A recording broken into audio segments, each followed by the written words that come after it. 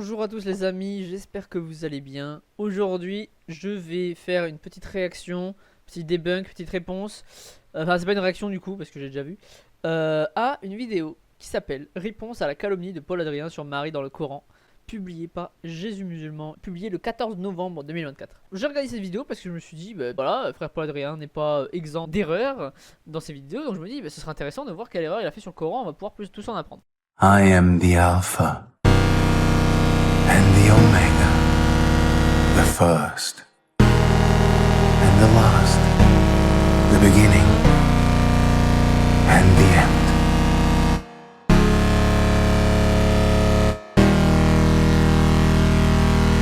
Salam alaikum, j'espère que Kulchi la basse. Oh là là, Paul Adrien, qu'est-ce que tu nous as fait encore? Nous lui envoyâmes notre esprit et il s'offrit à elle sous la forme d'un mortel accompli. Là où la Bible insiste sur une conception spirituelle par la foi seule, dans le Coran, Marie aurait-elle eu une relation sexuelle avec un esprit divin? La tradition musulmane sur ce point-là hésite. Non mais franchement, Paul Adrien, un peu de tenue. Tu es censé être un homme de Dieu. Comment tu peux nous parler de relations sexuelles de Marie selon le Coran? Où est-ce que tu as vu ça? Bon, tout d'abord, chers amis, regardez, là j'ai le Coran, là il y a les 114 sourates, ok? Et vous avez par exemple la sourate numéro 19 qui s'appelle Marie. Donc dans notre Coran, nous avons une sourate qui porte le nom de Marie. Quand on regarde par exemple dans la Bible, bon, l'Ancien Testament on ne parle pas de Marie, Nouveau Testament on nous parle de Marie, mais il n'y a aucun livre qui porte le nom de Marie. Alors le premier argument c'est oui, dans le Coran il y a une sourate qui s'appelle Marie. Enfin, l'un n'empêche pas l'autre quoi. Jésus Musulman veut montrer dans la première partie de la vidéo qu'il y a des hommages rendus à Marie. Sauf que avoir beaucoup d'hommages n'empêche pas de l'autre côté dire que l'ange Djibril s'est incarné et patati patata. Donc là, 0 sur 20, là on n'a pas répondu encore à la question. C'est pas grave, peut-être ça va venir dans la vidéo. Mais je voulais revenir sur un point. Ce qu'il fait, c'est qu'il utilise la Bible en disant oui, vous voyez, vous avez Luc, vous avez Jean, vous avez ce que vous voulez, Jacques, Jude, etc. Et vous n'avez pas un livre qui s'appelle Marie. Alors là, c'est quoi le rapport? Numéro 1. Est-ce que tu es au courant que le livre qui s'appelle Jean, ça va pas parler de Jean, ça va parler de Jésus par exemple, tu vois. Le livre Jude, ça va pas parler de Jude, c'est une lettre de Jude. Voilà. Donc bah écoute, c'est historiquement normal qu'on n'ait pas de lettre de Marie, parce que Marie n'a pas écrit de lettre historiquement qu'on a retrouvé ou que l'église a canonisé, etc. Donc c'est normal qu'il n'y ait pas de livre qui s'appelle Marie dans la Bible. Est-ce que ça veut dire pour autant qu'on ne lui rend pas hommage? Non. Et enfin, je voulais juste voilà, donner mon sentiment, ça n'implique que moi. Là honnêtement j'ai l'impression que cet argument de ouais on a une sourate qui s'appelle Marie et pas les chrétiens et tout, on dirait juste une pique en fait. On dirait c'est nul en fait. C'est nul comme argument sérieux. Donc à part pour faire kiffer les musulmans les moins érudits, prends pas en fait. C'était quoi l'utilité de cet argument? Ça c'était pour son premier argument. On va go next. Contre là où on peut être en désaccord avec certains chrétiens, c'est que Marie, peu importe le haut statut qu'elle peut avoir, eh bien ce n'est pas une divinité. On ne peut pas l'adorer, on ne peut pas la prier, etc. Alors là les amis, j'en suis tombé des nues. Je reprends ces mots. Jésus musulman a dit que certains chrétiens pense que Marie est une divinité. Alors je sais que votre Coran fait beaucoup d'erreurs sur la Trinité. Ce sera pour une autre vidéo. Mais non, Marie ne fait pas partie de la Trinité, n'est pas une divinité. Je sais pas si c'est ce que tu as insinué ou pas, mais je voulais rectifier quand même. Les chrétiens ne pensent pas que Marie est une divinité. Ça c'est pour le premier point. Ensuite, c'est marrant de dire qu'on n'a pas le droit de l'adorer quand les musulmans sont invités à adorer un caillou, en fait, de pierre, la pierre noire, la Kaaba. Parce qu'elle enlève le péché. Donc ça sera le sujet pour une prochaine vidéo j'imagine, hein. Pareil de la pierre noire, on va bien se marrer, vous allez voir. Attention avec les insinuations qu'on adore pris d'autres choses que Dieu, parce que on a des trucs sur vous aussi les musulmans, il y a des trucs pas nets, ça fait des trucs avec des pierres noires, attention. Sourate numéro 3, ô Marie, certes Allah t'a élu au-dessus des femmes des mondes. Et si maintenant on prend la sourate numéro 4, eh bien c'est aussi le Coran qui va défendre l'honneur de Marie contre des calomnies. Marie a été accusée d'adultère. Et c'est le Coran qui nous dit, à cause de leur méfiance et de l'énorme calomnie qu'il prononce contre Marie. Et maintenant si je prends la sourate numéro 5, le Messie fils de Marie n'était qu'un messager, des messagers sont passés avant lui, et sa mère était une véridique. Donc vous voyez, dans le Coran, Marie elle est honorée.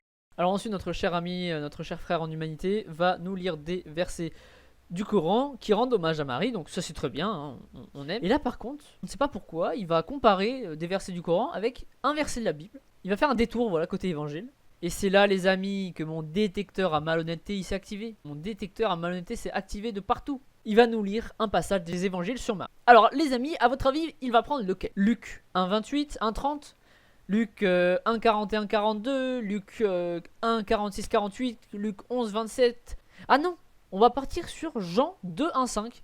des versets qui sont très facilement manipulables pour tordre l'image que donne la Bible sur Marie. Honoré, permettez-moi une toute petite comparaison entre ce que disent les évangiles et le Coran au sujet de la relation entre Jésus et Marie. Évangile selon Jean, chapitre 2, verset 3. Le vin ayant manqué, la mère de Jésus lui dit, ils n'ont plus de vin. Donc les invités n'ont plus de vin. Réponse de Jésus selon les évangiles. Jésus lui répondit, femme, qu'y a-t-il entre moi et toi? Mon heure n'est pas encore venue. Donc Jésus répond à sa mère en lui disant, femme, qu'y a-t-il entre moi et toi? Prenons maintenant le Coran, sourate numéro 19. Il m'a rendu béni et il m'a recommandé tant que je vivrai la prière et la zakat, donc l'aumône, et la bonté envers ma mère. Donc dans le Coran, il n'y a pas cette notion de Jésus qui appelle sa mère femme, qu'y a-t-il entre moi et toi? Non, c'est la bonté envers ma mère qui est dans le Coran. Vous voyez, dans le Coran, Marie, elle est honorée encore plus que dans la Bible. Eh bien oui les amis, bien sûr, on va prendre le verset le plus controversé et qui demande des explications plus poussées que juste Marie est une belle femme, oh vraiment la meilleure du monde en fait. On va mettre sur le dos de l'ignorance bien sûr et de l'oubli, surtout de l'oubli d'ailleurs. Parce qu'en fait c'est le premier chapitre de Luc, ce que je viens de dire. On sait que tu allais le lire, hein, Jésus musulman ne la fait pas à nous, on a vu le lien en violet. Bon, alors c'est parti les amis, je vais faire une grosse parenthèse, on va expliquer cette histoire de Jean 2,4. Au niveau du grec, il n'y a aucune information qui nous montre que le mot femme utilisé est pour dénigrer. Pour le contexte, Marie et Jésus se rendent à un mariage. Il y a plus de vin, et c'est un peu la honte. Marie demande à Jésus, son fils, de faire quelque chose. Jésus, en l'appelant femme, lui rappelle qu'il est son Dieu et son Seigneur, en plus de son fils, et lui rappelle que sa mission n'est pas sur terre pour faire la volonté de sa mère, mais bien celle de son père. Et oui, Jésus, c'est pas un distributeur à vin sur pattes, c'est pas « Oh, il faut faire le ménage, Jésus, vite, fais-moi machin ». Voilà, vous voyez ce que je veux dire. Il est pas là pour régler les caprices de sa mère, mais des humains en général. Mais par amour, par respect qu'il a pour sa mère, il va quand même réaliser son souhait. Si vous voulez aller plus loin, ça s'appelle la synchronicité. Marie l'a très bien compris. Elle fait confiance à son fils. Elle est pas en train de dire comment ça tu m'appelles femme, je suis ta mère et tout. Elle a compris ce qui se passe. Elle avait confiance en son fils. Parce que le verset d'après décrit Marie en train de dire au servant d'écouter Jésus. Elle n'avait pas de doute que Jésus allait faire le miracle. Donc ce n'est pas un refus. C'est juste un rappel. Ok les amis, enfin pour finir avec cette histoire de femme de Jean 2,4, faut savoir que dans le Nouveau Testament, Jésus appelle sa mère femme que à 2 moments. Son premier miracle et à sa crucifixion. C'est une référence à une prophétie de la Genèse où Dieu promet au serpent que c'est le fils de la femme qui le détruira. Le serpent représentant Satan et le péché, et Jésus qui va détruire le péché étant le fils de la femme originelle, fils de Ève, mais aussi Marie. Donc là, on a une symétrie parfaite, et c'est pour ça que la Bible, ça tue. Les amis, ça c'était la parenthèse prophétie, explication de Jean 2,4. Maintenant, allons voir les versets que notre frère en humanité a en réserve pour défendre sa calomnie. Je vous rappelle qu'on en est encore à ce moment-là. L'ensemble des versets du Coran qui nous parlent de l'annonce de la naissance de Jésus. Sourate 3, verset 47, on ne parle nullement de relations sexuelles. Sourate 19, verset 16, on nous parle de notre esprit qui est Gabriel selon la tradition musulmane, qui se présente à elle et non pas qui s'offrit à elle. La traduction de Paul Adrien, elle est vraiment tendancieuse. Mais nulle part, ici, on parle de relations sexuelles. Sourate 21, verset 91, on n'en parle pas non plus. Et Sourate 62, verset 12, on n'en parle pas non plus. Donc d'où est-ce qu'il nous sort ça? Maintenant, regardons ce que dit la tradition musulmane par rapport à la naissance de Jésus. Alors ensuite, il va enfin répondre à la calomnie en utilisant les versets et la tradition musulmane. Alors pour ceux qui ne savent pas ce que c'est les tafsirs, ce sont des commentaires donnés par des érudits musulmans qui expliquent les versets. Qu'est-ce que ça veut dire? Bah écoutez, j'ai regardé la vidéo, dit que ça parle pas. Je me dis bon bah frère Paul Adrien, c'est vraiment un bâtard, tu vois. C'est vraiment, ça se fait pas de mytho comme ça. Donc je me suis dit bon, allez je vais aller lire les tafsirs un peu. Je vais aller lire. Parce que là c'est écrit en arabe, je lis pas l'arabe, voilà quoi. Du coup on va aller regarder les sources. C'est parti, on va aller lire tous ensemble, voilà. J'ai ici devant moi Tafsir Ibn Kathir, volume 10. Très bien. Il est en anglais, mais vous êtes des pros en anglais, vous n'allez pas avoir de problème là-dessus. On rappelle qu'on va aller lire le Tafsir d'Ibn Kathir des versets qui sont ici. Je vous rappelle qu'on est en train de chercher si il y a eu une conception sexuellement explicite. C'est un peu ça notre objet de recherche. Alors c'est parti, on va voir ce que le Tafsir d'Ibn Kathir, donc c'est un des plus connus, un des plus utilisés dans le monde musulman. Et bien on va voir de quoi il parle. Ok les amis, on est à la sourate 66 At-Tarhim, verset 11-12. Alors regardez, c'est très bien parce que là on nous a mis Coran 66-12. Donc on va aller voir ce que Ibn Kathir pensait de ce verset. C'est là le verset qui est intéressant, je vais l'agrandir pour vous. Et nous lui insufflâmes dans ses private parts, dans ses parties intimes, avec notre esprit. c'est un peu ambigu, c'est exactement ce que disait le frère Paul Adrien. C'est un peu ambigu, comment ça, il a soufflé dans ses parties intimes, qu'est-ce que ça veut dire? On va voir ce que Ibn Kathir nous dit en fait. Alors, ce qui veut dire qu'à travers l'ange Djibril, Allah a envoyé l'ange Djibril à Marie, qui est apparu comme un homme parfait, voilà. Et Allah lui a commandé de souffler dans le trou de son vêtement, et il lui a soufflé dans son utérus à travers, voilà, passant par ses parties intimes. C'est comme ça que Jésus a été conçu. Alors, qu'est-ce que tu utilisais déjà? L'ange Gabriel a soufflé dans le haut de son vêtement. Attendez, parce que là on est à Tabari, donc ok, on va la Kathir, bon on est d'accord, l'ange Gabriel a soufflé dans le couleur de son vêtement, ça d'accord. Par contre, il y a un peu autre chose.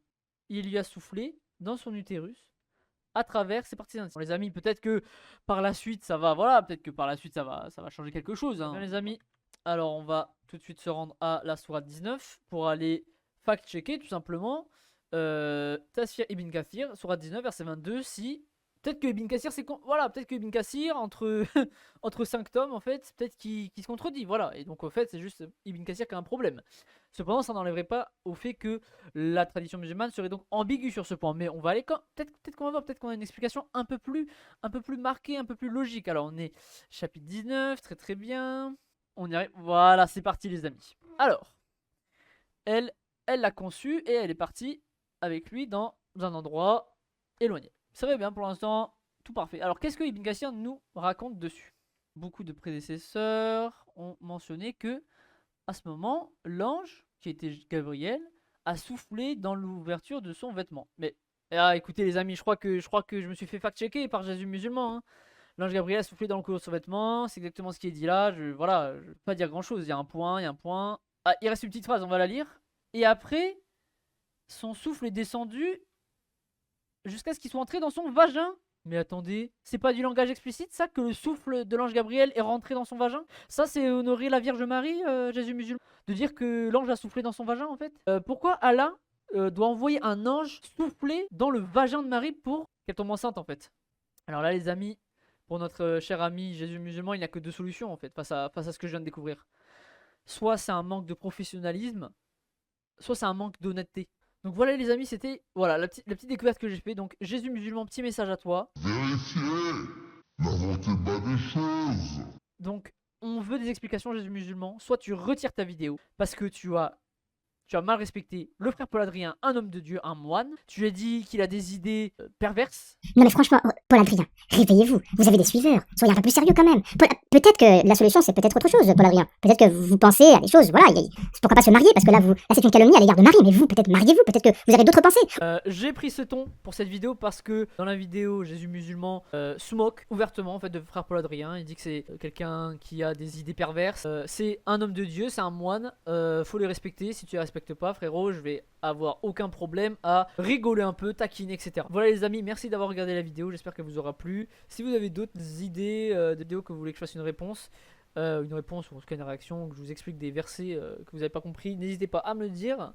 Et puis n'hésitez pas aussi à me dire les musulmans dans les commentaires qui regardent cette vidéo si j'ai mal compris quelque chose, hein, peut-être que j'ai pris un tasfir en fait qui n'existe pas.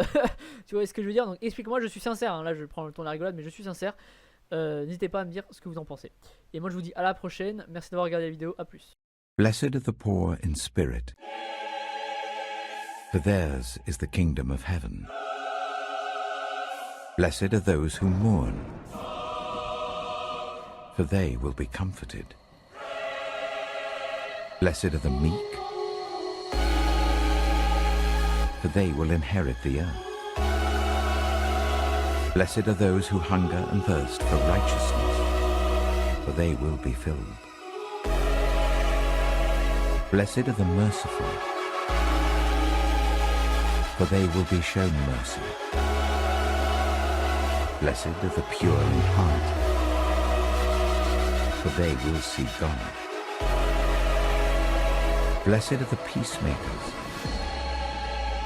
for they will be called children of God. What is his name? What shall I tell them?